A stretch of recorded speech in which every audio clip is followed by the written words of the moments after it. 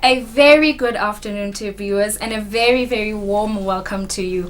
This is our exciting show called Home Study. And once again, I am not alone today. My name is Nogwazi Dlamini. I am with my colleague Lerato Mabilisa. We also have our sign language interpreter who is Nompumelelo Hadebe. Lerato, please say hello to the viewers. Good afternoon, viewer, and welcome to Home Study, an exciting program, especially for those who are in external classes. How are you? I am very, very well. Okay, today is a very exciting show, like it has been for the past 2 days. So Lerato, can you please tell us what the timetable looks like today? What subjects are we doing and what can the students expect to learn today? Okay, no problem. Today we have a series of subjects, starting with Social Studies, EPC, which means grade 7 learners, from 2 p.m. to 2:30 p.m., which is going to be now. Please prepare your notepads. Mathematics for Form 3 learners, JC level, from 2:30 p.m. to 3:08 p.m. Literature in English, Form 3 learners, JC, from 3:08 p.m. to 3:46 p.m. Biology for Form 5s, EGCSE, from 3:46 p.m. to 4:24 p.m. And then Physics, which is going to be our last subject, from EGCSE, which is Form 5, from 4:24 p.m. to 5:02 p.m. Lerato, it looks like it's going to be a jam-packed show, isn't it? It is. Viewers, can we also remind you that we have a WhatsApp number that you can ask questions from if you have any questions, and we'll direct them to the teacher. Can you please tell them about our other social media platforms? Well, we have other social media platforms, which is YouTube and Facebook, and we're live exactly like from 2 to 5 p.m.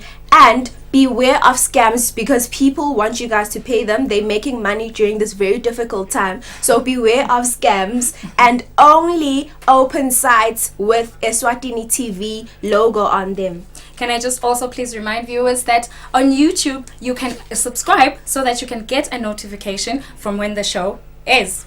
Yes. Lerato is coming back after this with our social studies teacher, like she said. So the grade 7s, please be ready for your lesson. Lerato, we will take us through it. We'll be right back after this.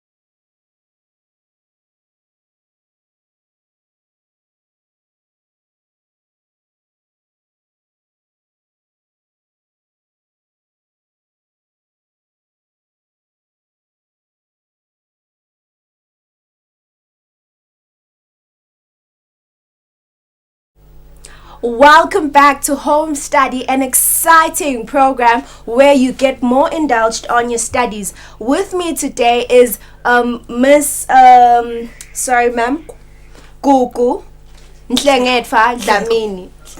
Oh, okay, sorry. With me is Miss Gugu Nhlego. How are you, ma'am? I'm fine, Lerato. How are you? I'm alright, ma'am. I am very well, fine.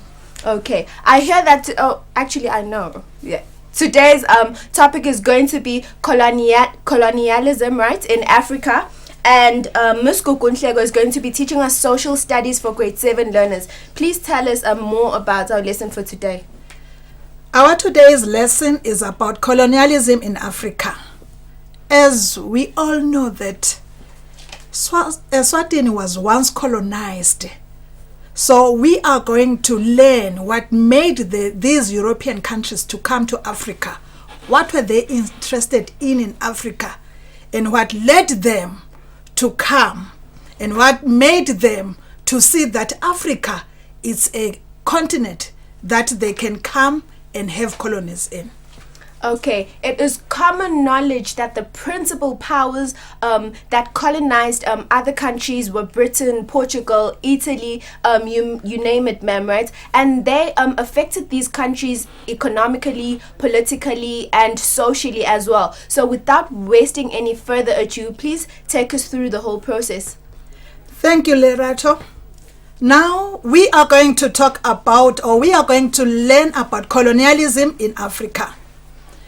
Before we embark on what colonialism is, let us look at the objectives of the lesson. What is expected from you learners at home? What are you expected to learn at the end of the topic? So the objectives are, one, we are looking at the terms colonialism,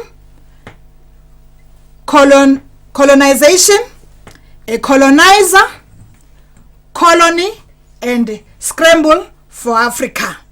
Objective number 2, you are expected to know the countries, the list of countries that colonized Africa. And objective number 3, we are going to talk about the reasons what made the Europeans to come to Africa.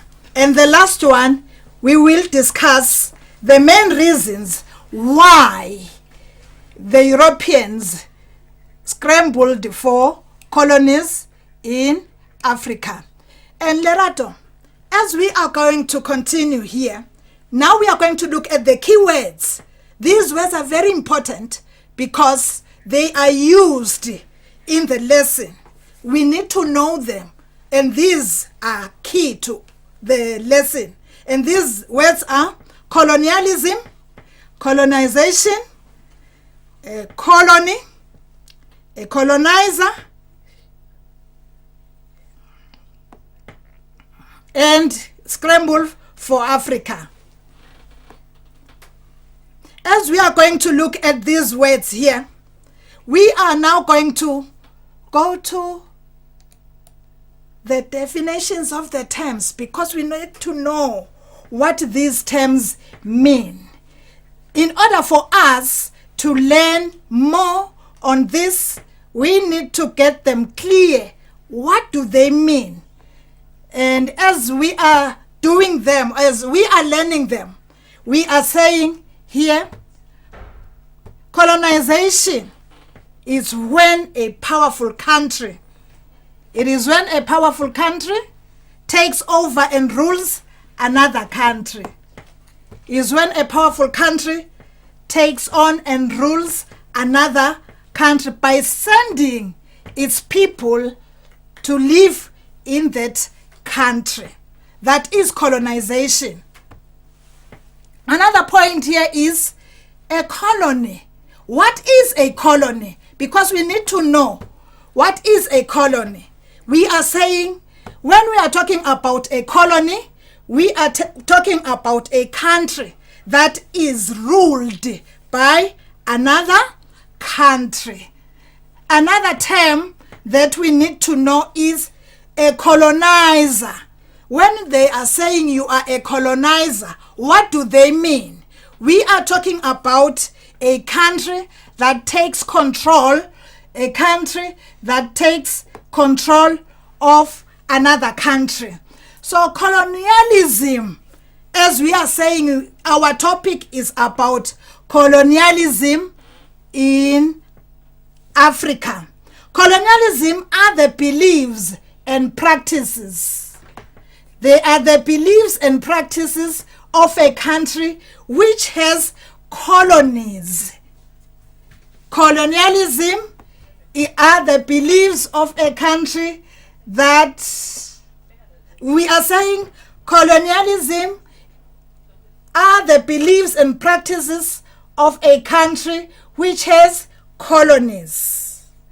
I hope as we are looking at these terms, we are also going to talk about the Europeans that arrived in Africa. Where were they coming from? Where were they coming from, and why were they interested in coming to Africa? We are talking about the Europeans who came to Africa. So there is this man called Bartholomew Dias. This man was from Portugal. He arrived in Africa in 1487. He was from Portugal. It means Bartholomew Dias was just sailing around. And we are also learning about another one who also was from Portugal, who was interested in traveling.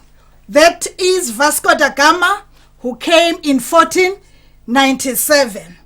And there is this one major one who is now from Netherlands, and he is a Dutch by the name of Jan van Riebeeck, who arrived in the Cape of Good Hope in 1652.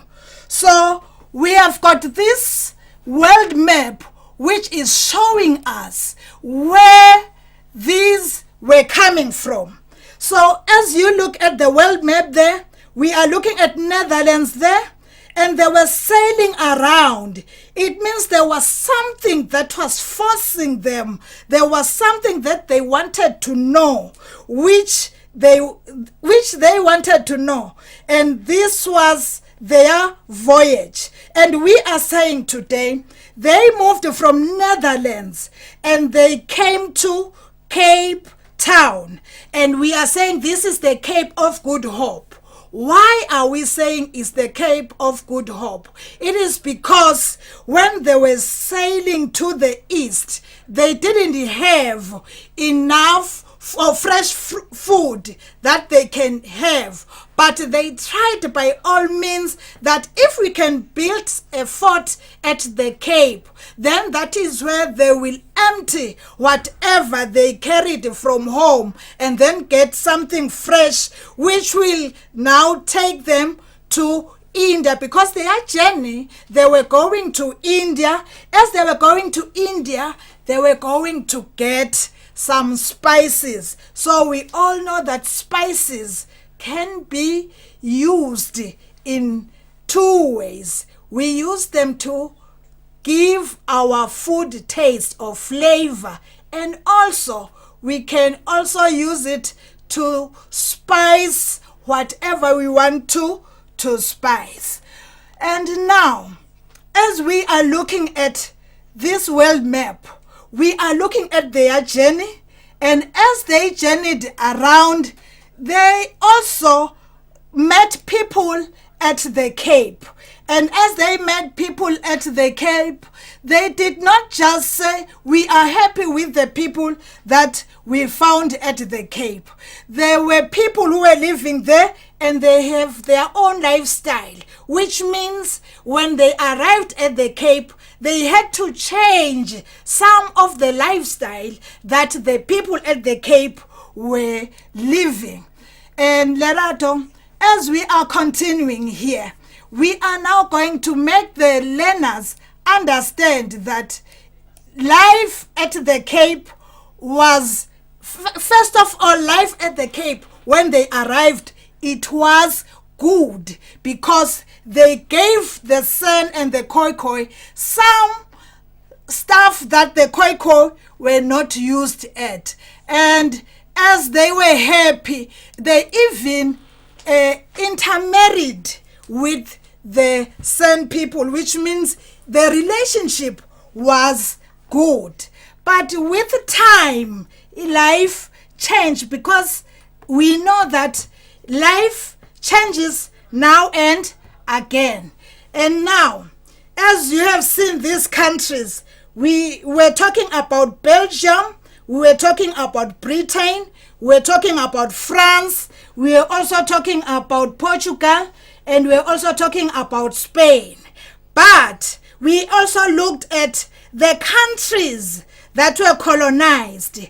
We are looking at Britain colonizing Lesotho, Britain colonizing South Africa, and Britain colonizing Eswatini and also Zimbabwe.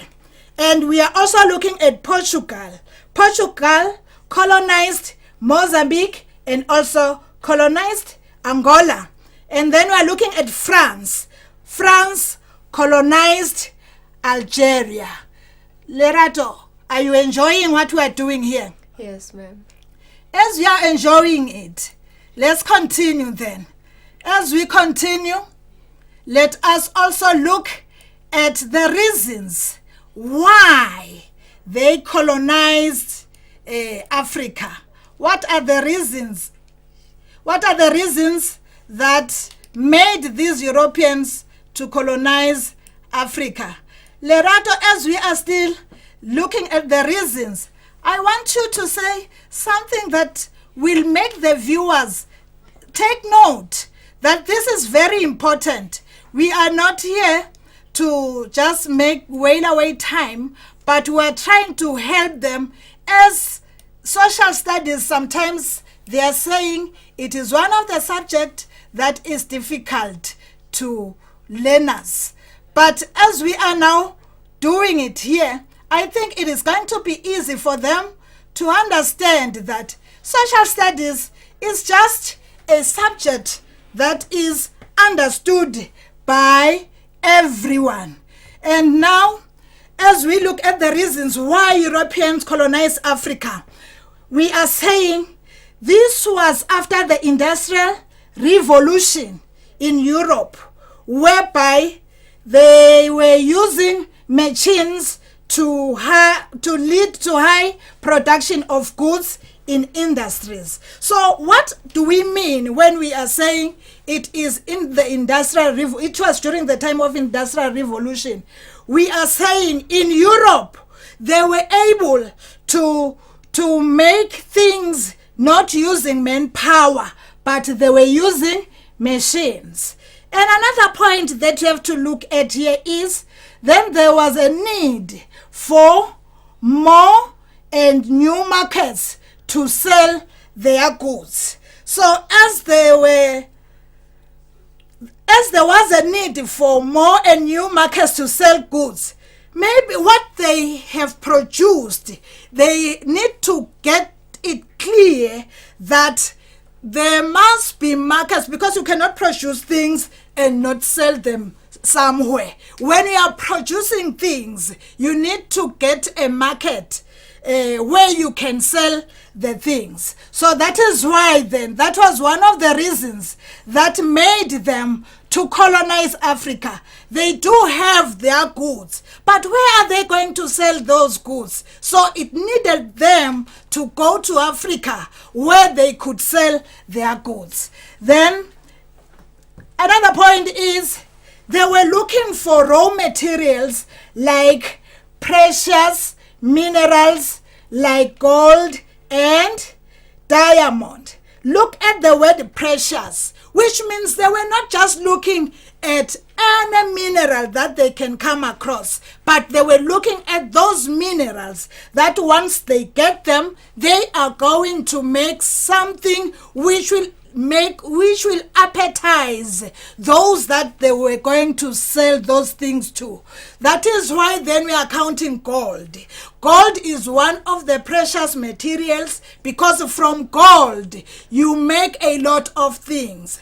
As ladies, they know they like putting on necklaces, they like putting on gold watches, they like putting on earrings that are made that are pure gold. So that is why then they came to Africa, because gold was only found in Africa. And another point was to spread the religion to Africa.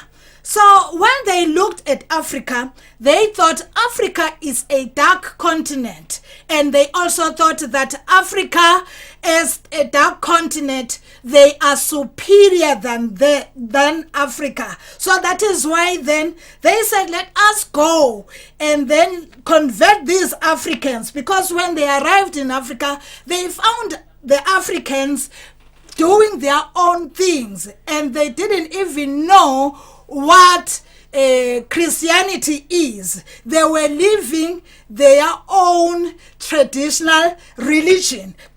But when they come to Africa, then that is where we are told that these Europeans, they arrived with the notion that because these are Africans, we are now going to preach to them the word of God, and then they will stop their behavior of not listening or of not doing what they thought it was good. So that is why then we are saying the Africans then were converted to Christianity. As a result, they found us with our original names, let me say. But when the Europeans came, they then introduced us to new names or English names like Abraham, like Jacob. Those are the names that they gave to us. Lerato, are you following what we are doing here? Yes, ma'am. As much as I'm enjoying this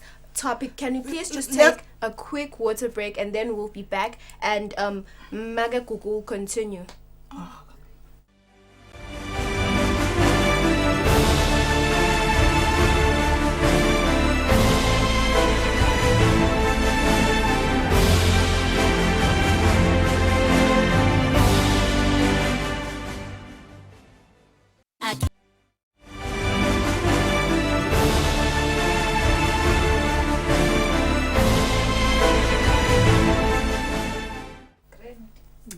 Thank you very much and welcome back. We heard that colonialism was, I'm not sure what you said, but then please recap on that because there's a student who'd like to know. Okay. Lerato, thank you very much. So when we were talking about colonialism, colonization, we are saying a powerful country will go and rule a country that is weak. That is colonialization. So we are saying here, as Europeans, they looked at Africa as a continent that is dark. They've got different motives of coming to Africa. And these different motives made these Europeans to just come to Africa because they found that the Africans, although they have the minerals, but they did not know what are they going to do with them. So that is why, that was one of the factors that made them come to Africa, looking at that they are lying idle, the minerals, whatever they found in Africa, it was lying idle. Why idle? Because the Africans did not have that knowledge that because we do have the minerals, then what are we going to do with them? Okay, ma'am. Another question would be, where were the spices found? You know, you spoke of spices. Yes. Where were the spices found? I think one of the students got lost there. Okay, the spices were found in India. That is why then they moved from Netherlands or Portugal, sailing around Africa to India just to get those spices.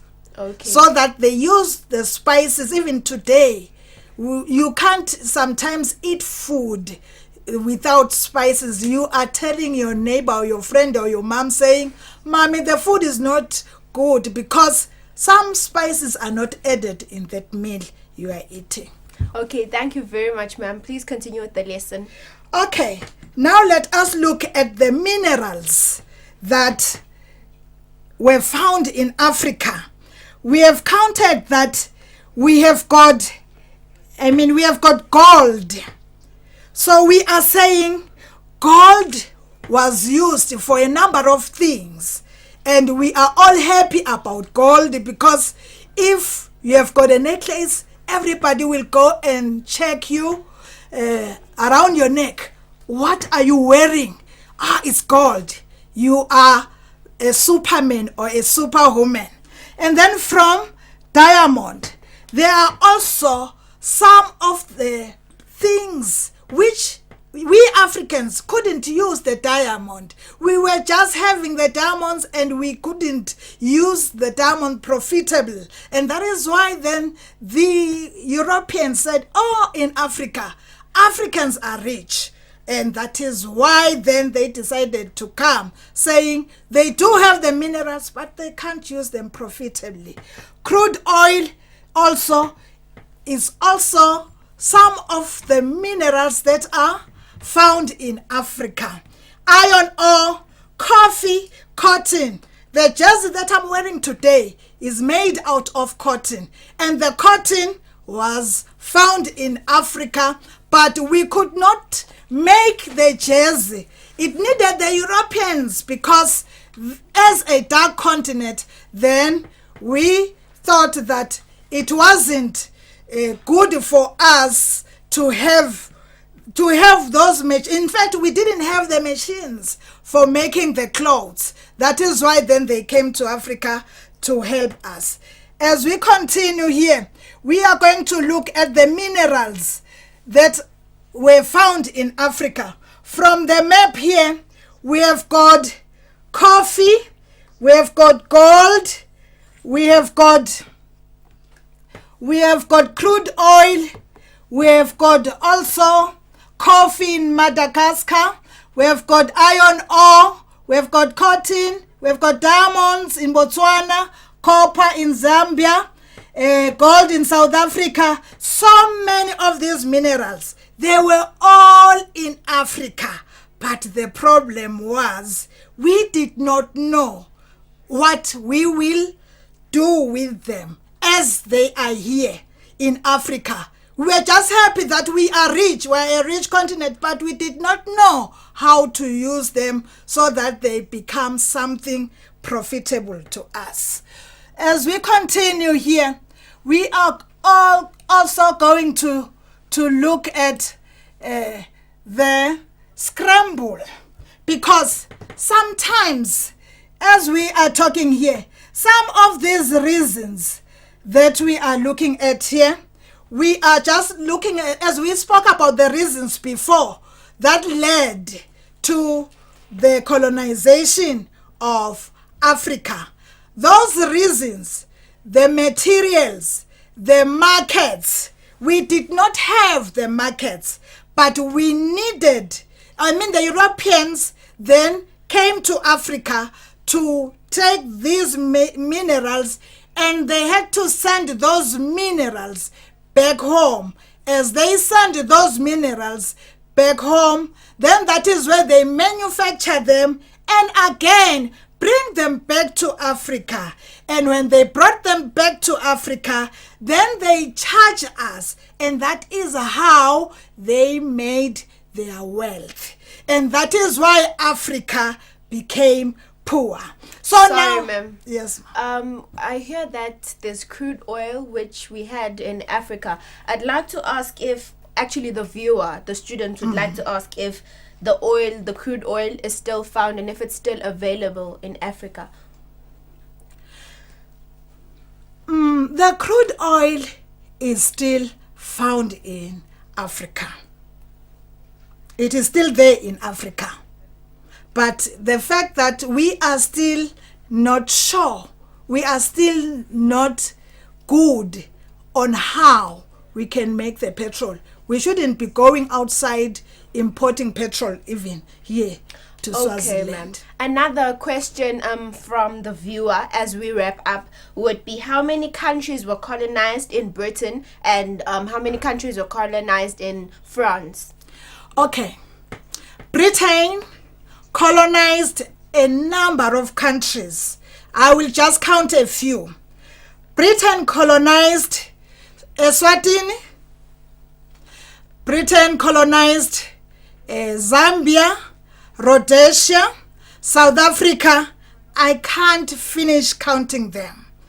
And France colonized Algeria. And then Portugal colonized Mozambique and also colonized Angola. Okay. So now, before we wrap up, let us look at some few points on the scramble. We are saying here, when we are talking about the scramble, they were grabbing. The scramble is to grab, or the rush. So grabbing as much land, they were grabbing land, they were also grabbing countries in Africa. And point number 2, we are saying the colonizers also wanted to show their strength and prestige by number of colonies they had. And also, lastly, Africa was then divided amongst the European countries. Another thing that we are going to look at briefly before we wrap what we are doing here, we are going to look at the political reasons what made the Europeans to colonize Africa politically. We are saying here, politically, they were just looking at the country which is powerful. As they were looking at the country that was powerful, then they were able to go to that country. As they go to that country, then they know that their army is now strong. So whoever will come will be in a problem because now they are powerful. And economically, we are saying they had the desire here. We are saying they had the desire to take direct control of raw materials. As we said in the beginning, that they wanted to have a lot of these minerals for themselves so that they can leave the Africans poor and they becoming rich. Thank you very much for our lesson today. Up next is my colleague Nogwazi, who is going to be presenting the mathematics subject for JC learners.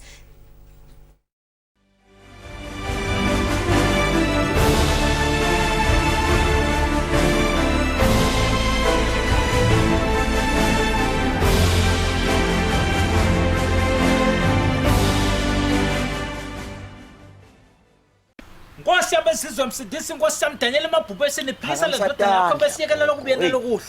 Nkosi abesizwe landandula Vanebukadnezara danyela emabhubhu esini Stefana welela nje libobusonzela nkosi. Wena uthina gogo nkosi yami tilwimi noma ingilozi ekhambe ekhapena hume phansi atanda gogo stobe sisiyakhuleka. Nkosi abesizwe nkosi mandla wami mandla ami.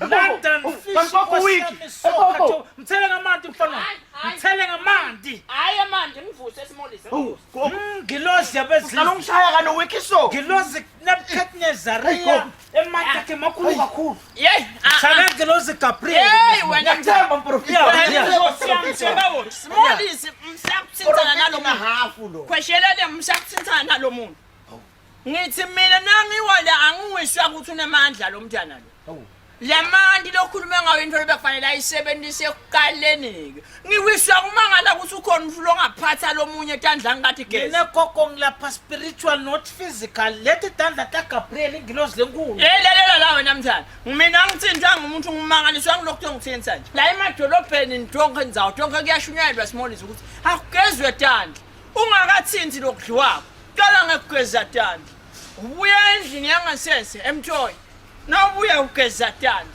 ugeza kuntshintsha umntana geza tandla angifaka nangilotho sithinta yena thinta lo Sinjalo ungagestana.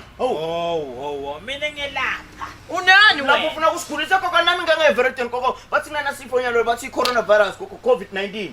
Bathi koko sihambiswa ukuthi abantu abagezi tandla koko. Because lesifo lesinothimula. Siphuma lamaphephelethi aso koko ahlala atandeni sokuqhawula lo moya njalo manje bafuna ukugeza tandla namsakutheniliba ukuthi ungasinzi ungagezi tandla vile ke lokuthi every after 20 seconds you must wash your hands with running spitting water. hayi shothi uvele enye red uwasha tandla for 20 seconds yebo ufake amanti lahambako ufake nensipho yebo geza bese uyadomisa kahle le hayi simolise lokale redo lendlulako emanti lakhe jimako nensipho Yeah. likhambi lelo kukhona ke indvodethu ethu thine lesifundzile esimolise Ha. naku kwagogo naku hako fertilizer wagogo ngihle ngithi puchu ngithi kwethu lokwe fertilizer uyakubona hayi gogo sanitizer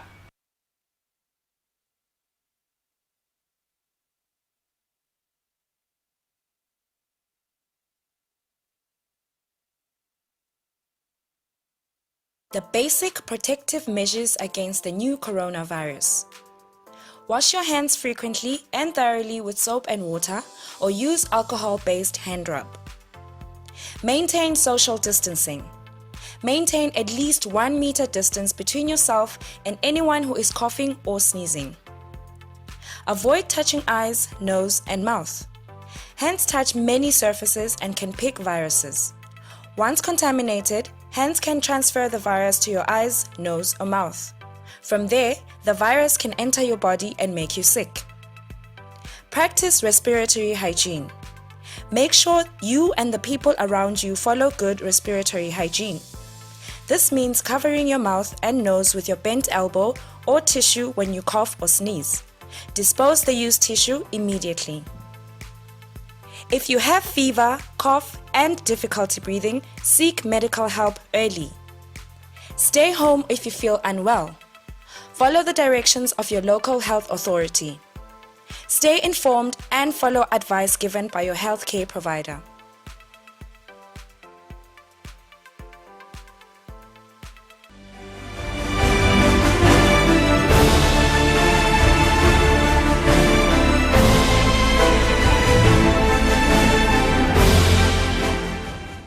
A very warm welcome back to the show, Home Study. I am Nogwazi Dlamini. With me in the studio at the moment is Jengsile Makakula, who is going to be taking us through the mathematics for Form 3. And we also have our sign language interpreter, Linda Mamba. Jengsile, today we'll be focusing on prisms, right? Yes. I am not often on that topic. Can you just give me an overview about today's topic?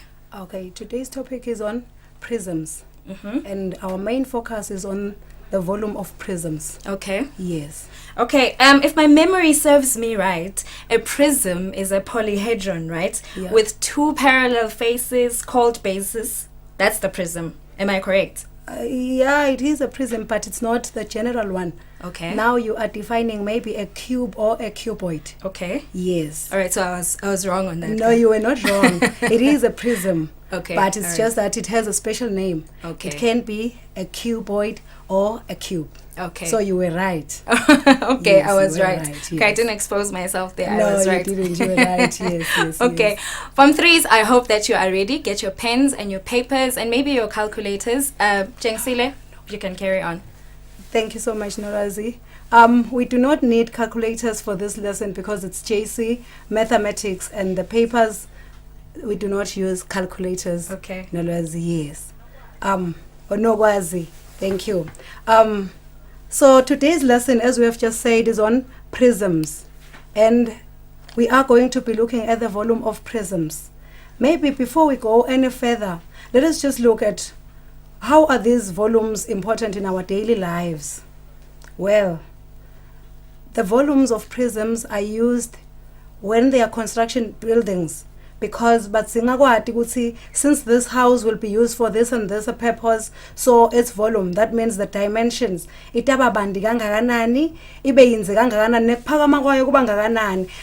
they use the volume. Or else, say at home, cereals that we use every day in the morning, they use a volume to see the cereal lesifuna kuyifaka la cards itawenela yini, or maybe lesikotela sajam. Again, that's a prism. Lesebenziswe ivolume ukuthi baze kwakhelele esikotela, but obona ukuthi lo jam labafuna kumthela vele utawunela yini kuleso sikotela. And then back to our lesson now.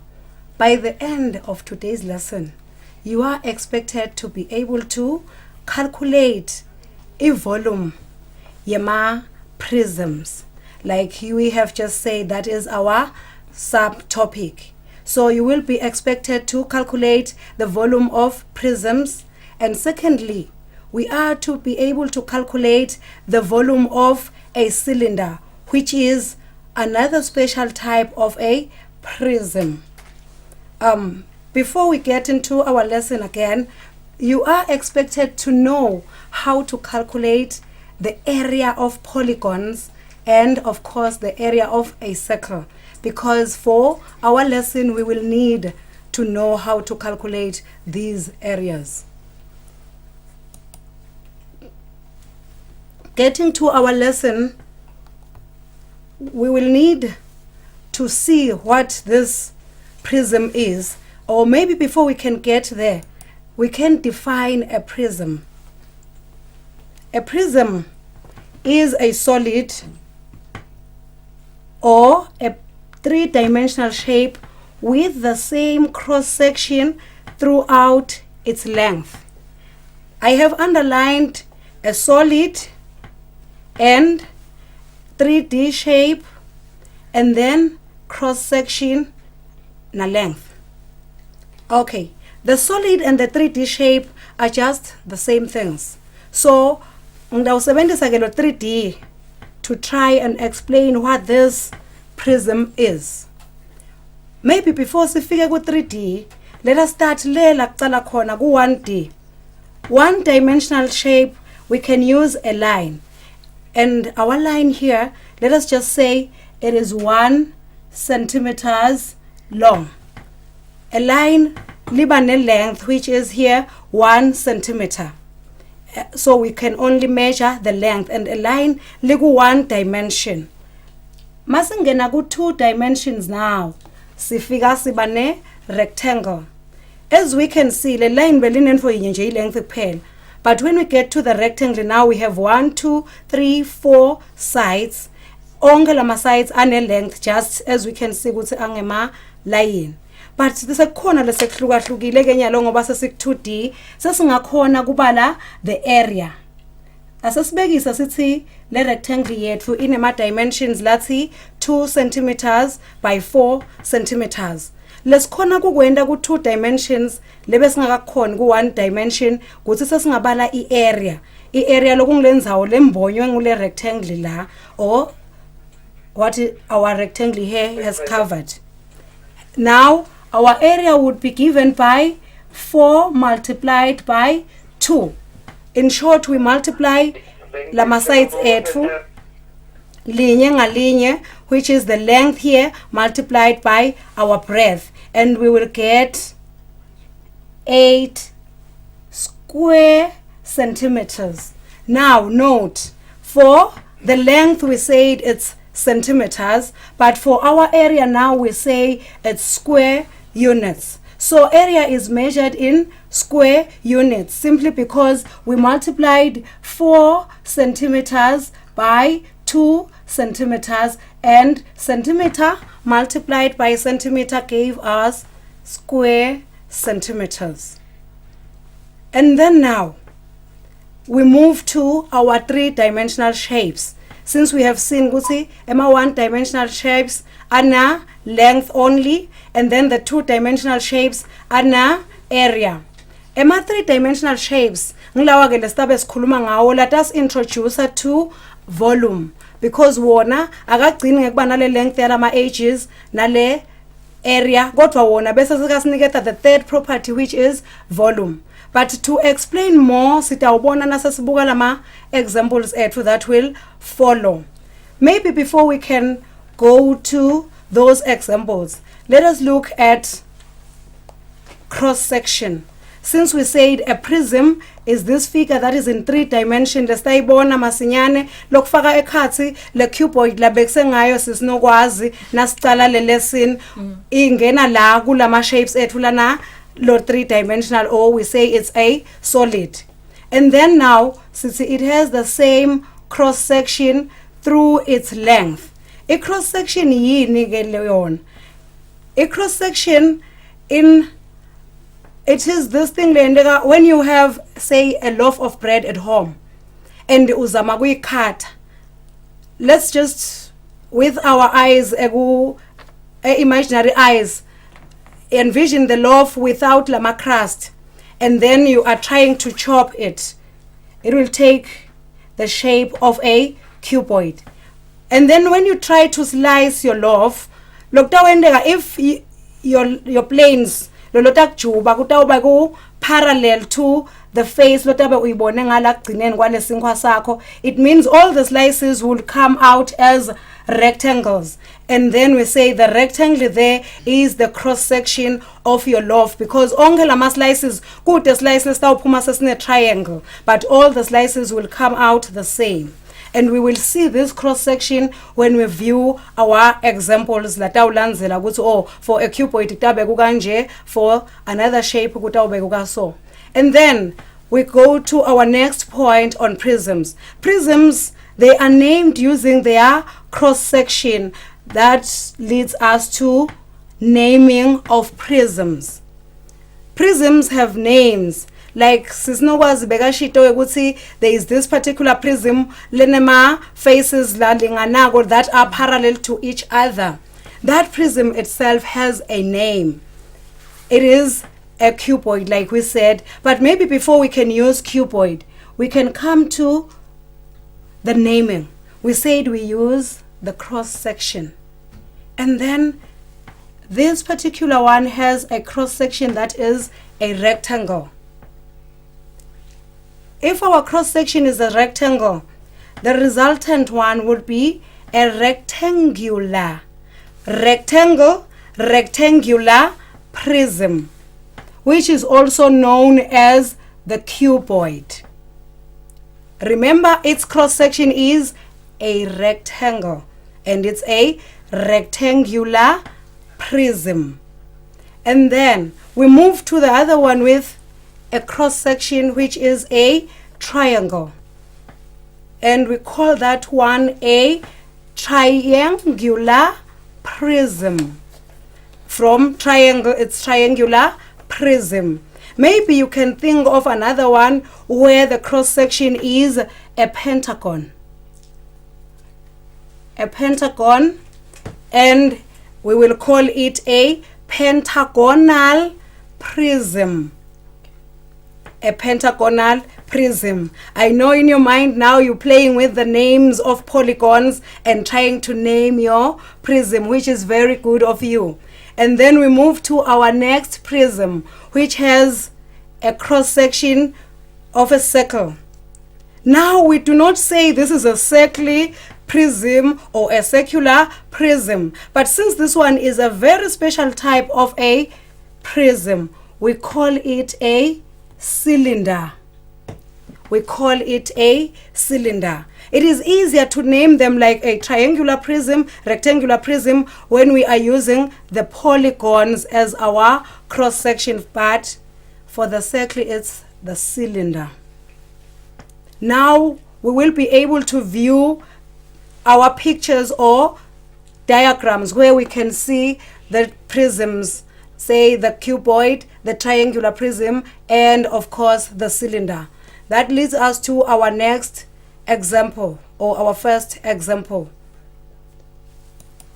Our first example is calculating the volume of a cuboid. The volume of a cuboid. We find the volume of a cuboid, but first, before we can calculate its volume, let us look at this cuboid closely. It has dimensions.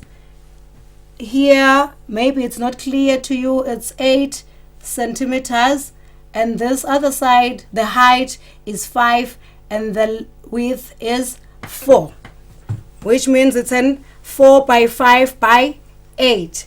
In book 1, we learned how to calculate the volume of a cuboid, and we use a formula that says it's length times breadth times the height, where our length, if say for instance now as it stands, because when I wrote this my picture was, or my diagram was in another position, but as it stands now, maybe you would prefer to say it's the 8, which is the length, multiplied by the 4, which is our width, and then multiply by the 5, which is the height of this particular one. Hence we say it's length times breadth times the height, and we get 160 cubic centimeters. Maybe before we go further, let us look at this. We are multiplying 8 centimeters by 5 centimeters by 4 centimeters. So we're multiplying centimeter by centimeter by centimeter.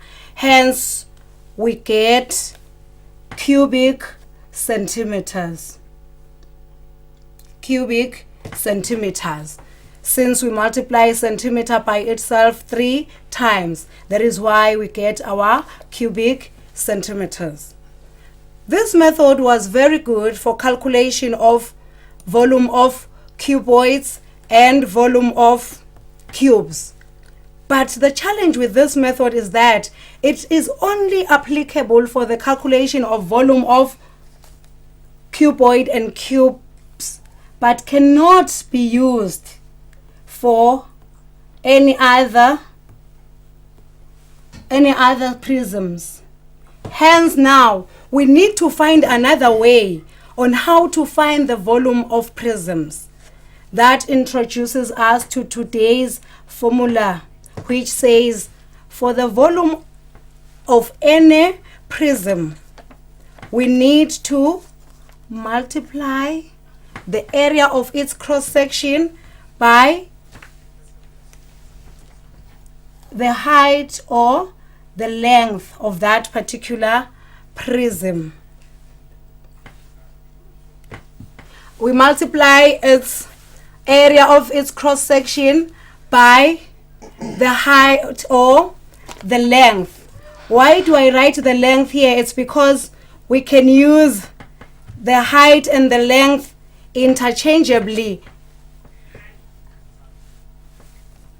We can use the height and the length interchangeably. We can use the height and the length interchangeably for this particular lesson. The height and the length can be used, so we can say the volume of a prism is given by its area, or the area of its cross-section multiplied by its height or its length. Why height or length? It simply depends on how you are viewing your prism. For this particular one, we can see that our prism here, which is a rectangular prism or a cuboid, as it is now, let's say for instance we use the shaded region here as our cross section. So now our cross section is on the side. We can say now this 8 centimeters here is our length. But if we were to say we use the face that is opposite to this face as our cross section, it is now the base. That is why we can say now, or rather we just rotate it and it stands on this side. Naseyime kanjalo ke this 8 becomes our height ngoba lobutse bakhe lo 8 utabe sekabuke etulu kanje. So the 8 we can call it the height now. But let us carry on with our example now, where we were finding the volume of the same prism, which is a cuboid, but now using our formula which says the area of its cross section multiplied by its height or the length. Let us take the shaded part, which is the side that I can pick up easily, which is 4 centimeters by 5 centimeters. It is a rectangle, since we said this is a rectangular prism. Taking this as our cross section, which is a rectangle, we will find the area of our cross section, which is given by the length times the breadth, which is 5 multiplied by 4 centimeters, and that gives us 20 square centimeters. Remember, the units for area, we said it's square units. Hence, we have 20 square centimeters, since we only calculated the area of the cross section. Yet, our formula is such that the area of the volume of a prism is given by the area of its cross section multiplied by its length or height. Therefore, since we have calculated our area, we have to multiply this by our length. So the volume of this particular cuboid would be given by the area of its cross section, which we've calculated here, and it's 20 square centimeters, multiplied by its length, the 8 centimeters. And we get 160 cubic centimeters. And it's quite amazing to see that this answer is exactly the same as the one we got when using the method we learned in book 1. Like I said, that method we learned in book 1 can give us the area, the volume of prisms, but it is only limited to cubes and cuboids. Hence, we introduced this other formula which can be generalized for other prisms.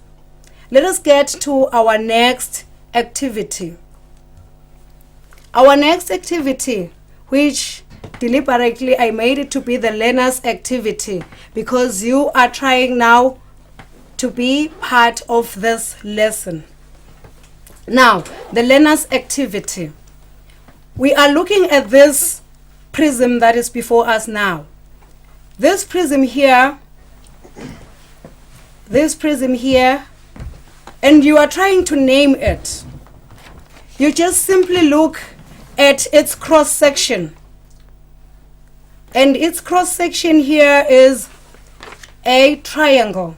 Hence, we can safely call it a triangular prism. Now, our task is to calculate the volume of this triangular prism. Just a reminder, for our volume, we need the area of the cross section multiplied by the length of this prism. We need the area of its cross section multiplied by its length.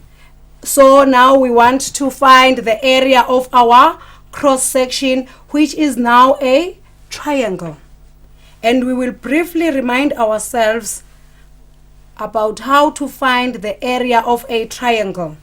We have a formula that is half the base multiplied by the height of that triangle.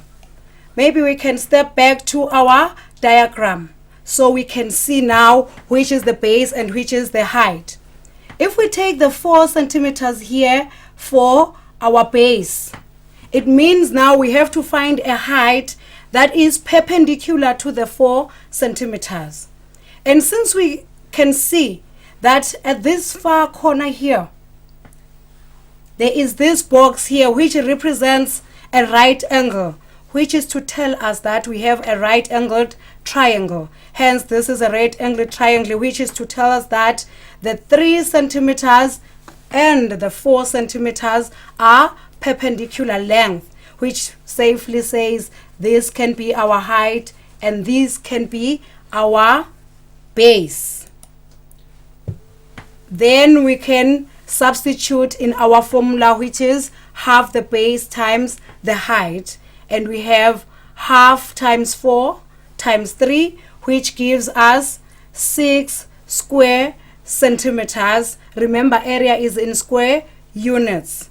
Now, our question was to find the volume of this triangular prism.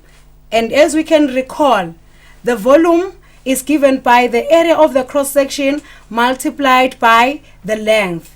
Since now we have the area of the cross-section as 6 square centimeters, we can substitute and we have 6 square centimeters multiplied by our 12 centimeters to get our volume, which is 72 cubic centimeters. Remember, the units used for volume is cubic unit. Hence, we have the 72 cubic centimeters. Now, you can see that we used the same formula for finding the volume of a cuboid, and we've used it for the volume of a triangular prism. So it means we can generalize it to any other prism. Now we are looking at our next example, which is going to be the volume of the cylinder. As usacabanga ke ngayo, let me just give Nogwazi here. She seems captured. I think she has something to say. I am actually captured, but like I had said before, the viewers do kind of have some questions, and I think the most common question right now from the viewers back home is that could you please elaborate, not elaborate per se, but please go back a little bit again on cross section and how you find it. Oh, okay. Thank you so much, Nogwazi. Maybe we can come to this slide to explain what cross-section is. Yes. Okay. Maybe before we can get to cross-section, our prisms, we say they have faces. When we were in Form 1, we learned that prism have faces. For this particular one, we have 6 faces. It's just that we can only see 3. But maybe, let me just show where those that we cannot see are,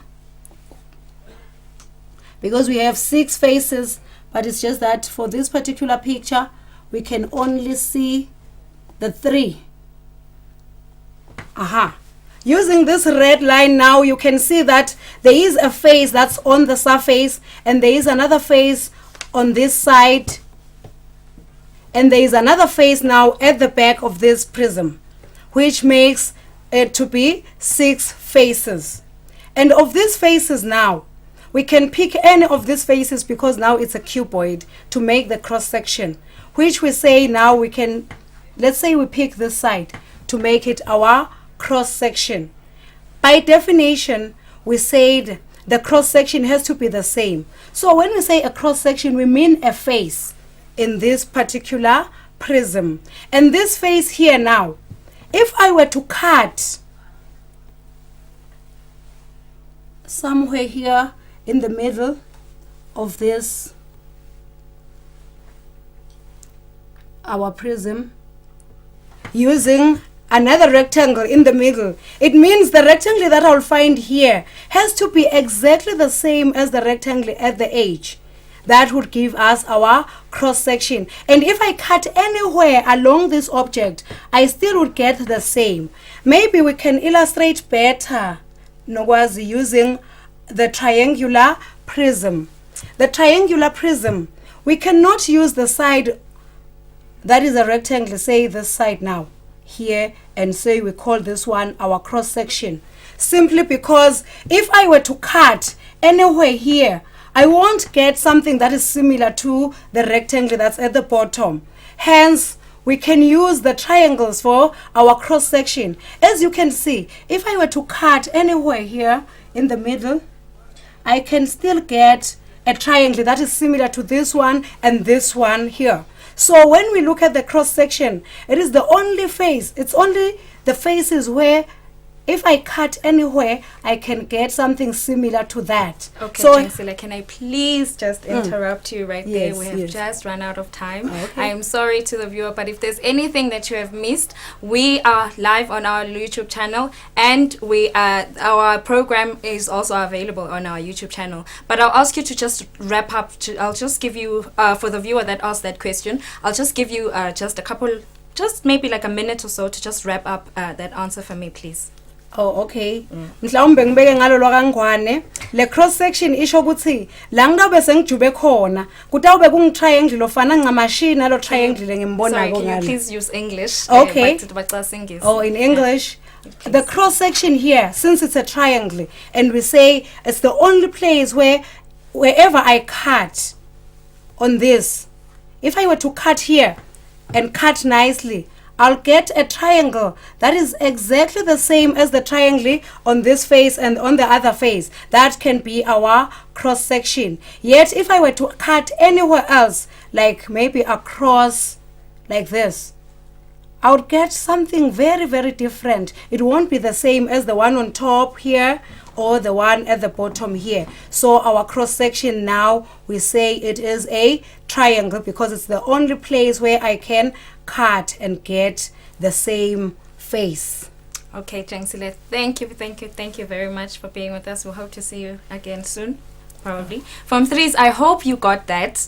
I hope that you were able to get a couple of things from all of that. Up next is Lerato, my colleague. She's going to be with our Form 3 teacher who's going to be teaching English literature. So Form 3s, please do not go anywhere. We'll be right back.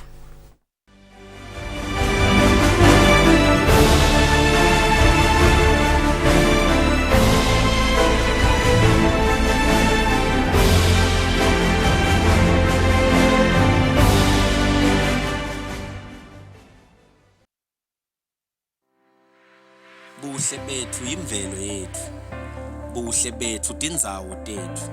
Indalo yashada nemasiko kuhle kwethu. Kuvakasha kwethula umthwalo emahlombe ethu. Hloma ngwane vuka uvakashe indlela uyikhombe etindzaweni tethu. Temvelo nembukiso ungcebeleke uthathe netithombe. Lalela ke nangu sonkondlo waseswatini akutekela ayibeka indzaba ayihlela kuhle kwelijaha lishela ngiyakutshela diningi tindzawo longativakashela hloma ngwane vuka uvakashe la phana lapha kuvakasha kuyayelapha enhlitiyo kanye nemqondo kuyawuphumuda kuqinisa buhlobo nebungane losebundenga ndenga with a trip to Mantenga Falls or a sip among friends of Sibebe Brew on Sibebe Mountain, or perhaps your cup of tea is backpacking and horse riding, sightseeing the seamless streams and springs that stream across the gorgeous valleys of the mountainous kingdoms of Eswatini. We have you covered. Hloma ngwane vuka uvakashe buhle bethu yimvelo yethu buhle bethu ngabuthola nasebantwini bethu.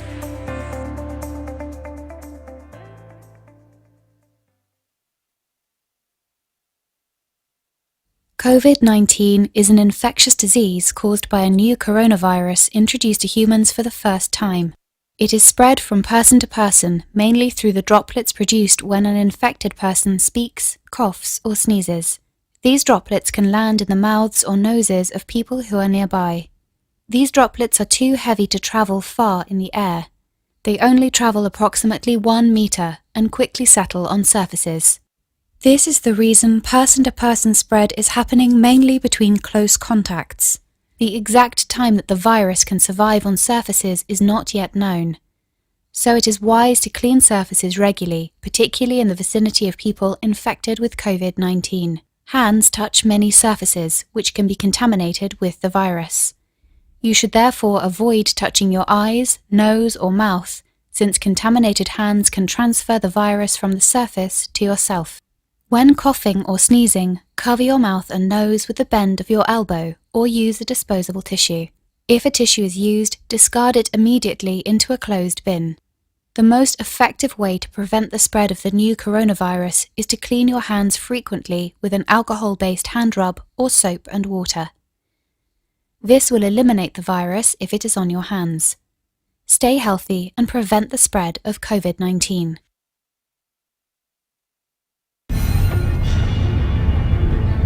Ngiyafuna nasi asashone kude lodawathi kuthula la ngamanyaka cha manje ngiyaxolisa mnene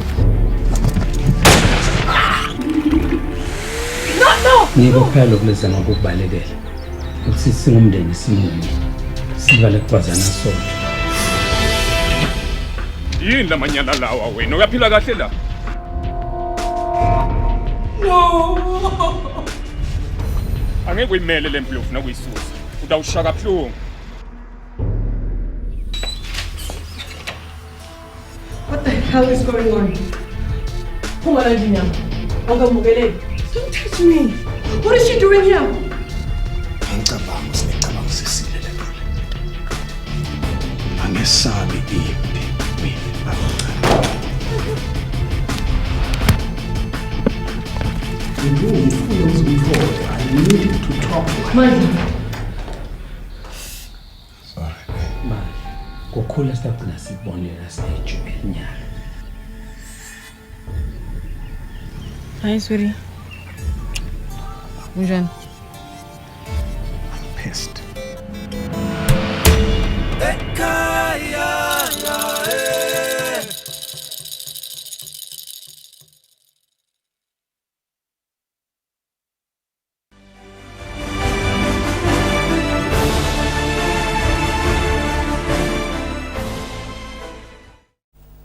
You're still tuned in on Eswatini TV and you're still watching Home Study with me, Lerato Mabilisa.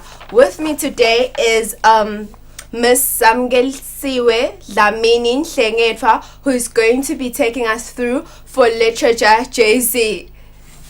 Afternoon, ma'am. Afternoon, Lerato. How are you? I'm well, my dear, and how are you? I'm good. We're on our third subject on today's timetable, which is literature for JC students. And if you've just tuned in, don't worry, I got you. Go to YouTube and we're live there as we speak. Thank you, ma'am. You can also get us on our WhatsApp number 7, which is written on the screen. Thank you. Hello, ma'am. Hi, Lerato. How are you? I'm well, my dear. I'm okay. So please kindly take us through what are we going to be learning today? All right. Thank you so much, Lerato. Today we are looking at assessment objectives, because we all know while we are seated at home as Form 3 learners that at the end of the day we have an exam that is approaching. So today we want to say every learner needs to understand what it is that the examiner is going to demand from them at the end of the year. So while they're at home, we are saying we want to give them a few tips on how they can hone their skills while seated at home. Okay, my producer says I must remind you on the 3 steps of the lesson on the monitor. Is that okay? Thank you so much. As we've all heard, we're going to be learning about assessment objectives. Without wasting any time, please take us through. Thank you so much, Lerato. Now, my dear learners, it is very important that we understand that once we are done with today's lesson, we expect that you will be able to draw together your knowledge, skills, and understanding from the full course of study. In other words, we expect that from your drama text, whether it's The Merchant of Venice or The Gods Are Not to Blame, whether it's poetry, When Fishes Flew, whether it's prose, where we have The Pearl, The Mending Season, and Africa Kills Her Son, we expect that you will be in a position to respond to the set questions. We also expect that our learners will be able to read a wide range of subjects, that is a wide range of literature texts, with good understanding and make connections across their reading. We are saying as you're at home, we want you to go through the text that you have studied. Continue reading the text that you have studied. We also want our learners to read critically so that they're able to discuss and explain or present arguments. We know at the end of the day, we are going to write. So we are basically saying you need to make sure that when you write, you are going to write accurately, effectively, and analytically about whatever text that you would have read. Now, I want us to go straight into what these assessment objectives are. I hope that is okay, Lerato? Yes, ma'am. Okay. Probably before we get into looking at the different assessment objectives that we have, I want us to look at the value of the assessment objectives. Why do we even bother studying these assessment objectives? Why do we have to go through these assessment objectives? It is important, our dear learner, that we understand that these assessment objectives help us as learners to understand the syllabus. They are actually a guide that we actually have to follow. The assessment objectives are not only a guide to the learners, but they are also a guide to the teachers themselves. As we teach, we are going to need to make sure that we follow the syllabus also. Lastly, we can actually say they are yardstick for examiners. In other words, the ground is level for every learner, because at the end of the day, they will be able to tackle the assessment objectives. Also, we are saying these assessment objectives help inform a student of their progress. Every learner is in a position to assess themselves while at home, to check while they're at home, am I making progress with regards to the subject that I am studying? We also want our learners to be confident as they are at home that they are on the right track. We want our learners to know that while they are reading their texts, because I know that we have good Swazi learners, while they're at home, they are currently busy with their texts. I know they are currently studying, going through the different texts that they have. I want us to move straight into our first assessment objective.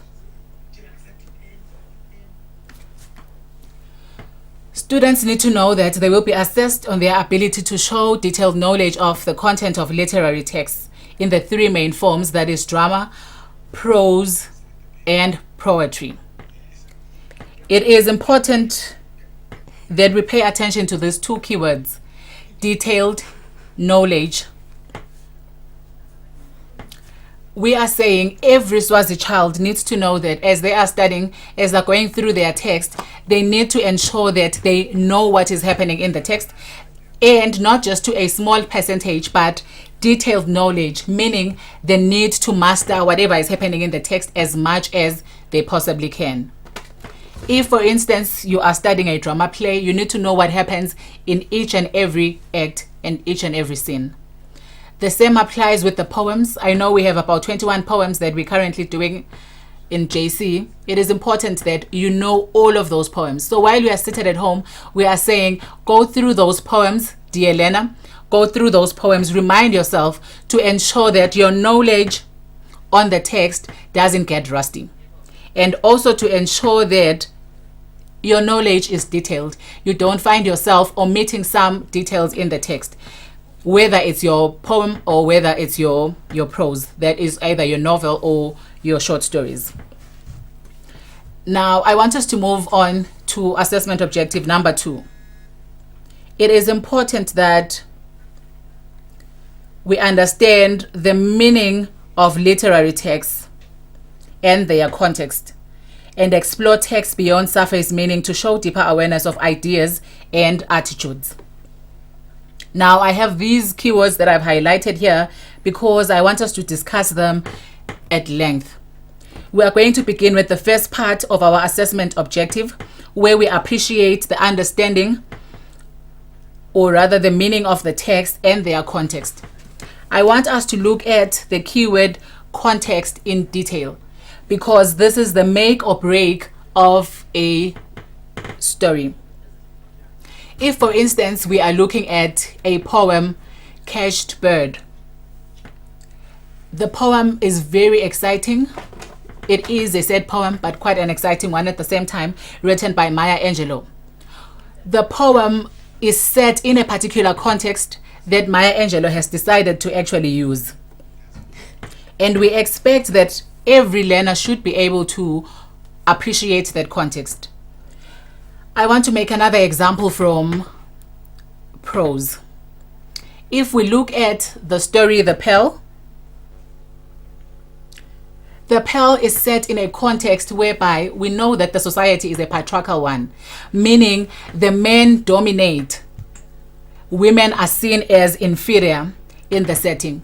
So when we have an incident whereby Joanna is slapped by her husband, who is Kino, our main character in the text, she does not respond in a way that probably our kids today would react in if somebody manhandled them, because of the context in the story. Instead, she blames herself for being in the position that she finds herself in. Today, we would expect that learners, probably if Lerato, for instance, were to find herself in a position whereby somebody slaps her, she would immediately run to the police. But if you are going to now then write the empathy task here, where you are imagining yourself as Queen Ojola, removing the text from the context that we have created, or the writer rather that has created in the text, and you now remove it to bring in your personal experiences, then it means you have missed the story. We expect that if you imagine yourself as Joanna, at that particular moment, you are going to be filled with regret as to why you caused your husband to be so angry. We don't expect a Joanna that is so angry at Kino at that particular moment and is even ready to lay charges against him. I want to emphasize again, dear learners, we are saying context is very important. Now, context forms the background of events. So context is just beyond the social or cultural status of a particular place, but there's more to it. Even events form what we call context. I'll make an example of a moment in the play towards the end of the story where the identity of Aderopo's father's murderer is revealed. At this moment, if you understand the context of the story, we expect that your thoughts are not going to be filled with anger towards Odewale, because we anticipate that you know the context and you know the type of character that Aderopo is. So there's no way you'll be angry and you want to lay charges against him for having murdered your father. But at this moment, you are going to be concerned with ensuring that you have sympathy for Odewale, because you understand that nothing was his fault. Everything that happened here was by the God's design. I want us to move on now to the last part of our assessment objective, whereby we analyze the last part of assessment objective number 2, where we say learners are expected to explore text beyond surface meaning to show deeper awareness of ideas and attitudes. I want our learners here to understand that there is no punctuation mark after the word show deeper awareness, but it's a full meaning up to ideas and attitudes. Meaning we are not just looking at surface meaning in isolation, but we are going beyond the surface meaning to determine not just anything, but the ideas and attitudes of the writer. We need to always remember that, in as much as we could love to send across certain messages, but we are always grounded, or rather informed, by the writer's intentions. I'll give an example of the poem The Woman I Married. As we read the poem from the title, we are already intrigued. Our interest is aroused. We want to know, why is this man referring to this woman, the woman I married, instead of maybe my wife or my love or my darling? Already we get to see that there's a certain attitude that the persona in this text has towards the woman. We don't expect then that we are going to find a learner discussing ideas outside of that, probably talking about the woman I married as a symbolism of something else, because that is not what we see in the text.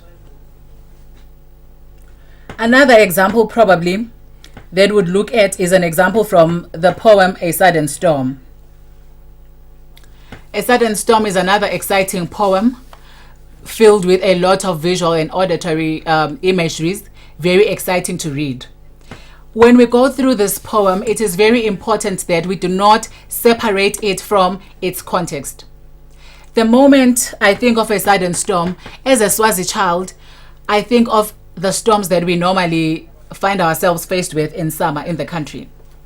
But when we look at what is happening in the text, we see there are two contrasting or two different feelings here, because we see parents and we see children. They are both reacting to the storm in different manners or in different ways. I cannot then decide that I'm going to react to whatever set question, like the one we have here, of what makes the poem memorable, by then bringing what I know happening in Swaziland with regards to storms. If I do that, it would mean I have missed the context of the text, and I will not be able to score enough marks.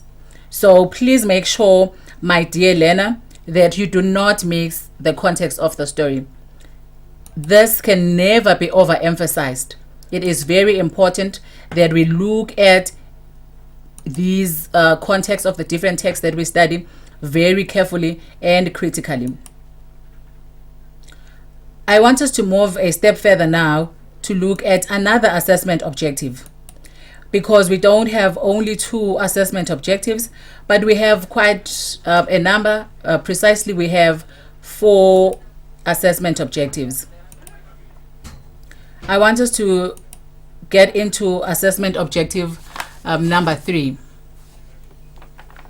I want us to go and look at assessment objective number 3. because as we move with our objectives, they develop and the demands change. So it is important that we are sure of what the demands are as we continue with our text. Assessment objective number 3 is very exciting for me.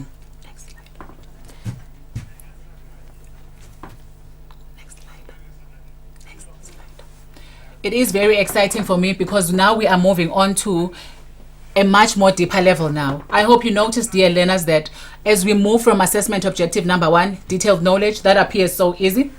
But as we move on to assessment objective number 2, now things are getting much more tougher. But it's not something that is impossible to do. It is quite doable. Assessment objective number 3. Learners are expected to recognize and appreciate ways in which writers use language. Language could be literal or figurative. We are going to unpack that a little bit later. So we expect that you're also going to recognize and appreciate structure and form. You appreciate how these elements have been used to create and shape meanings and effects. Now, allow me to go a little bit back to language. Most of the time, we tend to think figurative language is more important than literal language.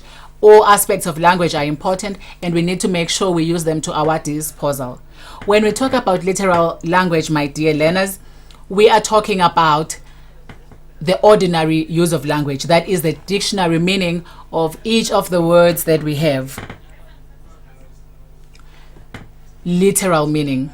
You know, if I go and look up the word clover in the dictionary, this is what I'm going to find as its meaning: bashing someone mercilessly. But when we move a step further to say we're looking at figurative language, now we are saying we are looking at how the writer has used the language now to his advantage. It could be through metaphors, it could be through similes, onomatopoeia, whatever poetic device that he might decide to use. Now we are saying every learner should be in a position to recognize these, appreciate them. On top of that, go a step further now to actually analyze and tell us how has it been used to create effect. If, for instance, you say you notice there's a use of a metaphor in the text, please make sure you tell us we see a metaphor here and go a step further into telling us what effect that metaphor has. If you see, for instance, in the poem, you're reading the poem, The Woman I Married, there's a simile there. The husband compares the wife to an outright bone shaker, which is actually a metaphor. Then we have another simile. He says, the woman makes so much noise in the house, bangs crockery until the house sounds like what? A factory. We see a simile there. We expect then, after identifying that simile, go a step further now into telling us what is its effect. We see in this poem that it shows how much the husband dislikes the woman. He doesn't love the wife anymore. He doesn't appreciate the wife anymore. So we see that this particular device has been used effectively. So we expect learners should be in a position to identify them, appreciate them, then explain to us how they've been used. What effect does that create? If, for instance, you're looking at structure, we expect that you are going to tell us how is it that the writer has used structure. When we look at the poem Blackberry Sweet, for instance, we notice the absence of punctuation there in the poem, which obviously tells us that this young person here, or the speaker in this poem, is hopelessly in love with this woman. He cannot control how he feels towards this woman. Hence, if there were to be punctuation in the poem, probably after he says the lips are as curved as cherries, then there would be a pause. He feels something would be lost in the poem. So it is better if there's no punctuation. I just tell her how I feel and explain to her that as she walks, she is like magic. When I see you, my heart jumps, stops, shake, to show how much this young man appreciates this lady that she actually admires. I'm sure you guys see how beautiful literature is. Quite an exciting subject. So we are saying you need to know how you are supposed to use these devices that we have in literature. Okay. I want us to now move a step further to discuss another assessment objective. It is important that we note that we are now moving on to the last assessment objective. So before we probably get into this assessment objective, it's important that our learners note and appreciate that it is now at the peak of the mountain. Not saying it's difficult to reach there, but I'm saying the view is always beautiful at the top. Now, when we get to assessment objective number 4, we say it is important that our learners show or rather create an informed, sensitive, personal response. I will borrow a colleague's statement. When he talks about the last assessment objective, he normally says it is the icing on the cake, meaning it is the beauty of whatever text that you can create. Now, we expect that learners should be in a position to create essays where they're going to express their opinions. However, the opinions need to be informed. Remember, we discussed 3 assessment objectives. We said, firstly, we want our learners to demonstrate knowledge. So as you are writing now at assessment objective number 4, trying to ensure that you are giving us an informed and a sensitive personal response, we are saying, go to the knowledge that you have. Go to the bank. Check how much have you deposited in the bank. Now is the time to withdraw and show your flair as you write your essay.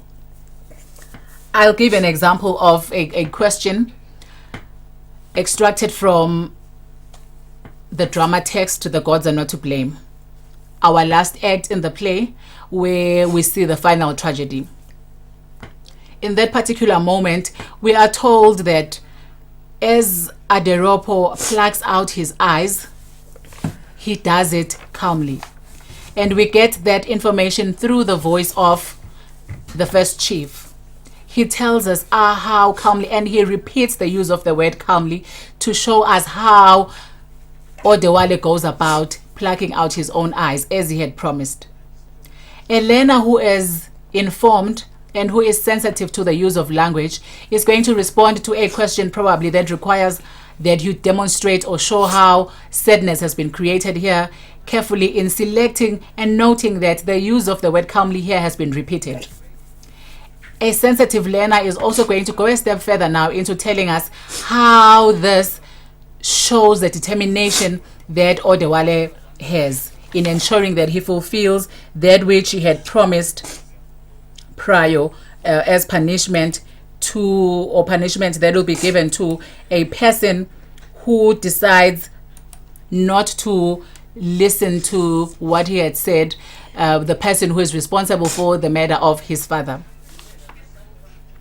or rather of King Adetusa, because at the moment, at the end of the play, he is obviously aware that the person that was killed is his father. But when he made the promise, he wasn't aware that the person that he's talking about is himself. The person also who he is fighting for is actually his father.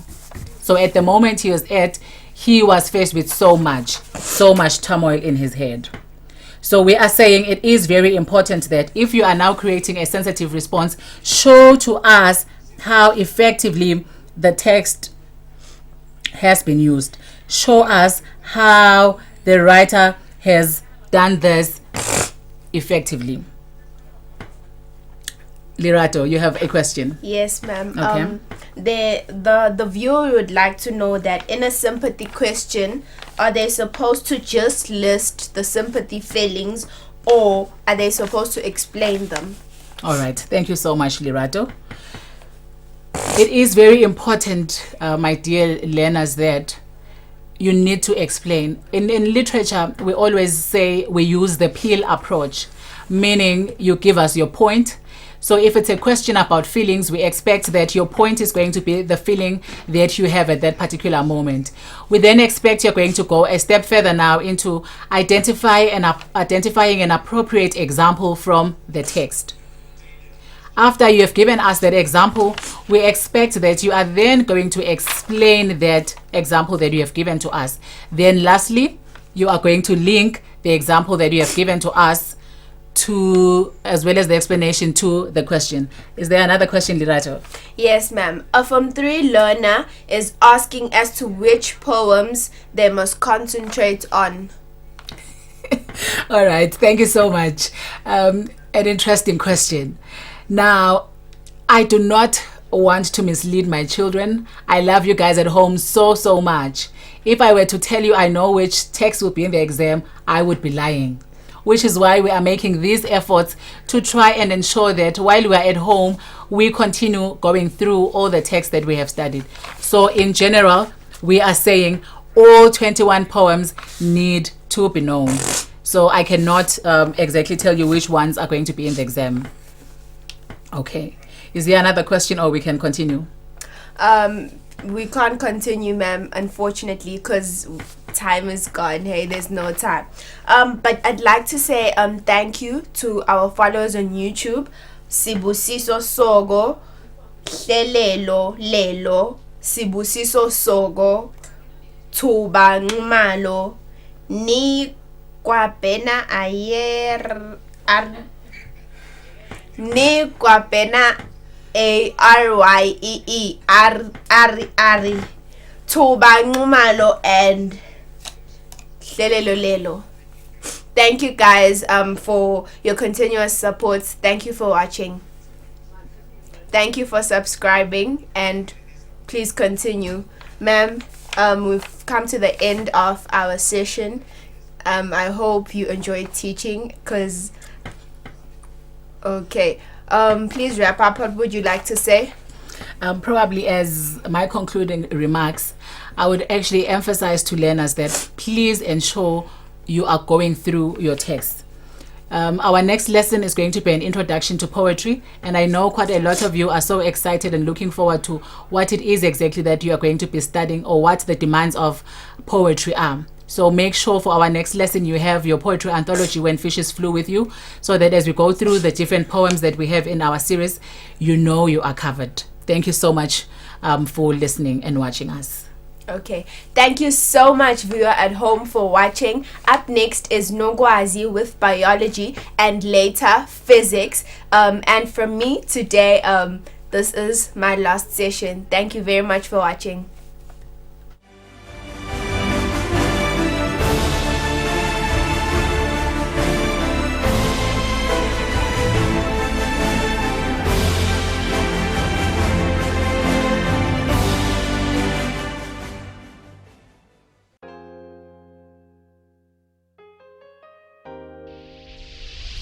Lona ngulezinkosi indvuna yetempilo.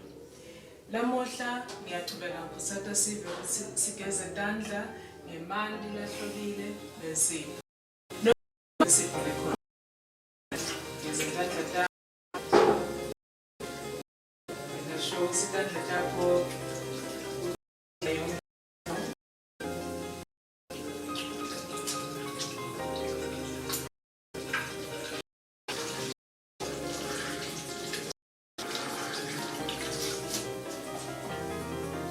Basule tandla bese uthatha usula uvale imbomo. Uhloba kwami impilo yami.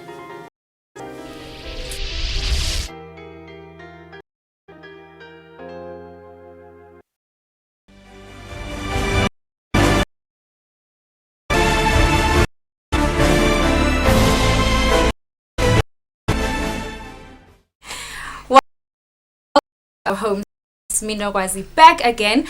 It's the Form 5's turn with their Form 5 biology. It's Mr. Eugene Dlamini who's going to be taking us through the Form 5 biology lesson.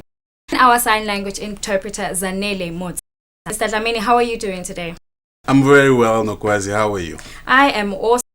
Now, to my understanding, today's topic is reproduction, right? Yes, Nogwazi. If I remember correctly, there's two types of There's asexual, sexual reproduction. Am I correct? Of course, sexual and asexual. Okay, at least I got that one right. Thank you very, very much. Just give. Well, we will be looking at types of reproduction, sexual, asexual, We'll be looking also at plants and reproduction in humans. Then lastly, we'll look at sexually transmitted diseases as well as control methods. All right.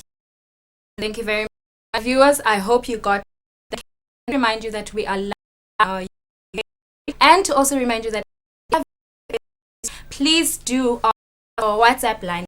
Text us. We kindly call us, please, and we'll questions to Mr. and he will be able to answer for you. Over to you, Mr. Again, and our lesson on reproduction begin by looking at definitions for reproduction. Reproduction is the production of offspring, preventing extinction of species. The types of reproduction are sexual reproduction and sexual reproduction. A reproduction can be defined as a process production of genetically identical offspring from one parent, whereas sexual reproduction involving fusion of male and female gametes, resulting in the production of offspring that are genetically different. As examples of sexual reproduction, look at firstly the reproduction, and reproduction bacteria is division.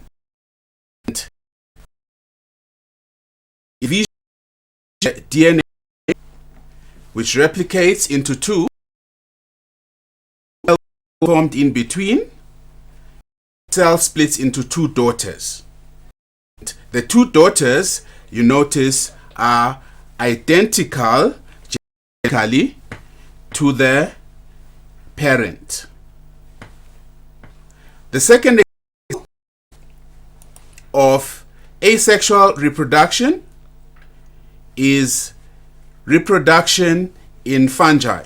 It shows us the fungus with structure called sporangium, and this structure, when the spores are mature, will release them so that they can develop and form new fungi.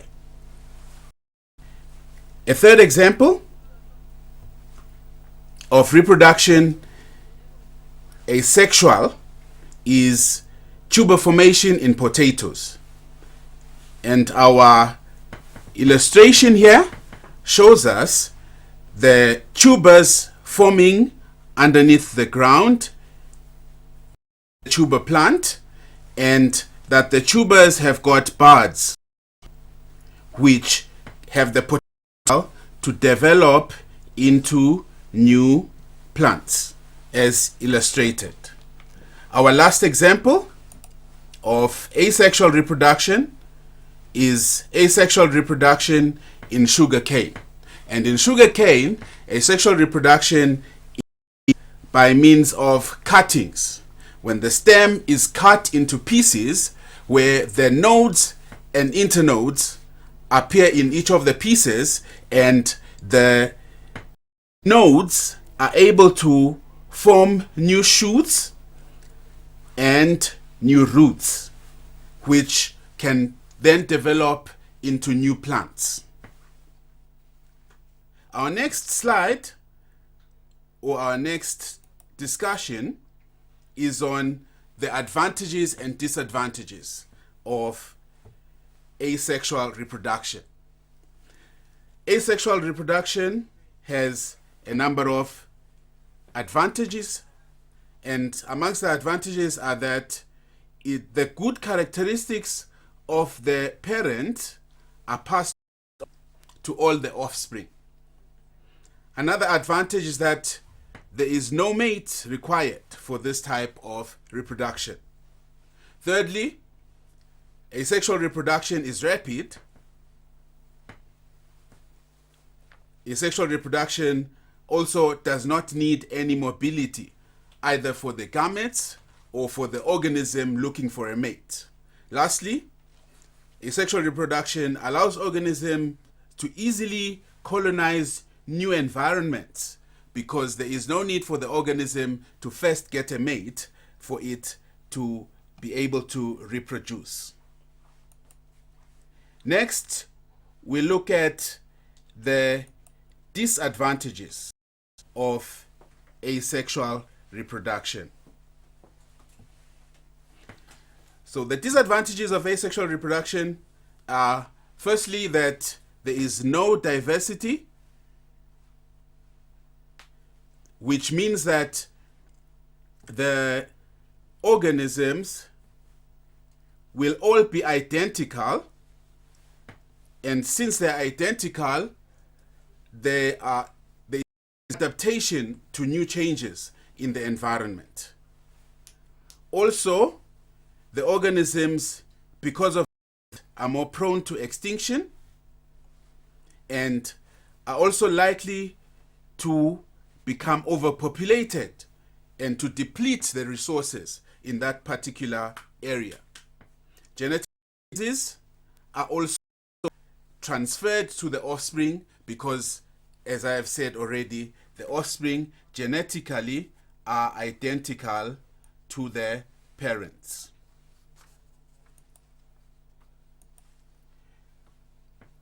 Sexual reproduction is the next to discuss, and sexual reproduction has advantages and disadvantages like asexual reproduction.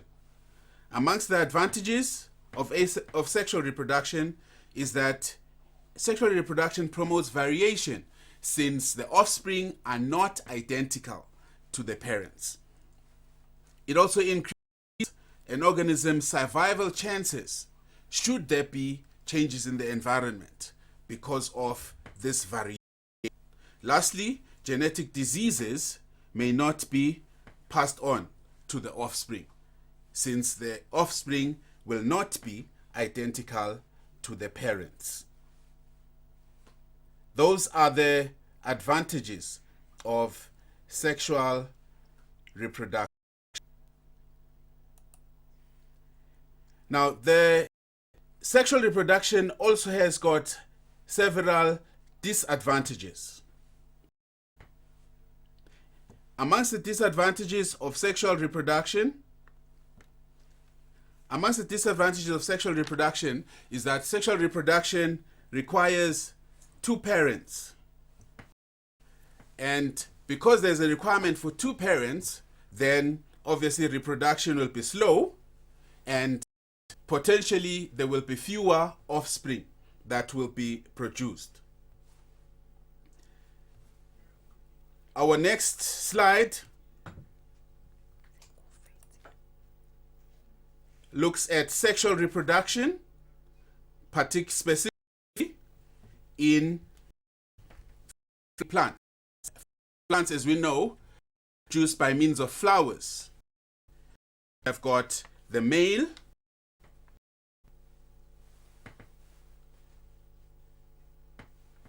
organs, which are the filaments and anthers, also called stamens together, and then the female parts, which are the ovary and stigma. I will also illustrate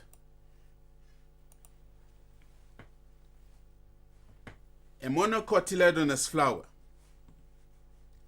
Now, might notice the differences between these two flowers. What are the differences between the monocot flower and the dicot flower?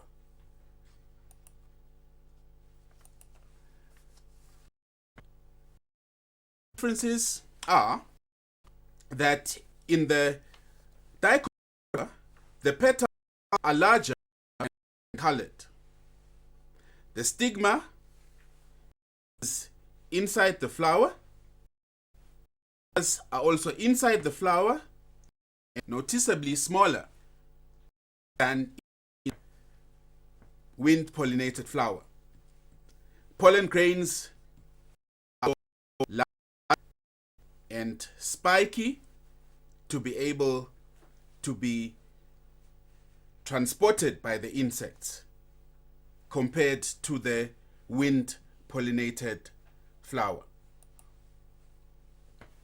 Wind-pollinated flowers have got certain characteristics, and amongst these are that the petals are smaller and dark, in other words, not present at all. The stigma hangs at the flower that allows wind to blow away, to land on the stigma easily. Anthers also hang outside, also allowing pollen to easily be blown away by the wind. Lastly, the pollen grains in wind-pollinated flowers are smaller, smooth, and less dense, so that they can easily be moved by wind.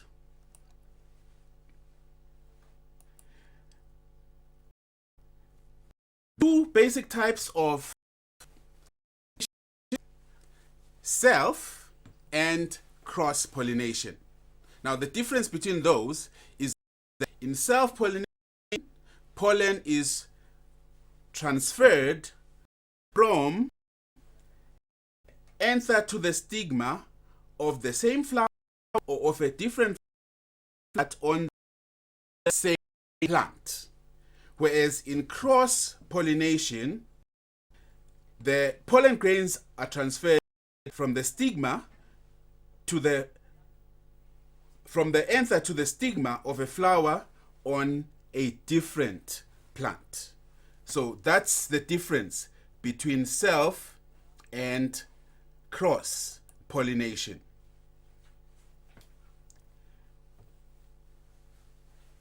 Pollination also has certain implications, whether it is self-pollination or cross-pollination. And you'll notice here that when pollination is self, then there is only one parent. And because there is only one parent, then the offspring are genetically identical and also identical to the parent. There is less dependence on agents of pollination, since there is no need to move the pollen to another plant.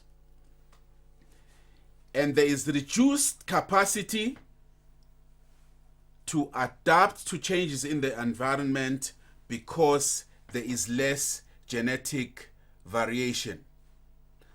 Our learner will be aware we did see some of these advantages and disadvantages earlier on.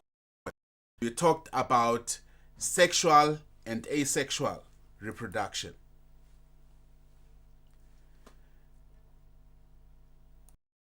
Our next slide, we can just go back here.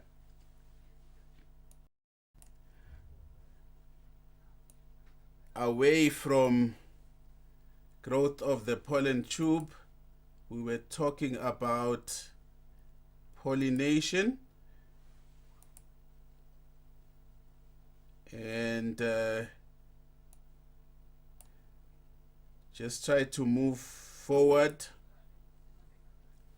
Talk about implications. We are implications of cross-pollination. Now, the implications of cross-pollination are that it results in the genes from different plants being mixed and more dependence on the agents of pollination. So we have the point there, mixed genes and more dependence on agents of pollination. Cross-pollination also also prevents inbreeding, whereby genes that are similar may be transferred to the offspring, making them weaker. Lastly, cross-pollination allows a greater chance of adapting to conditions in the environment.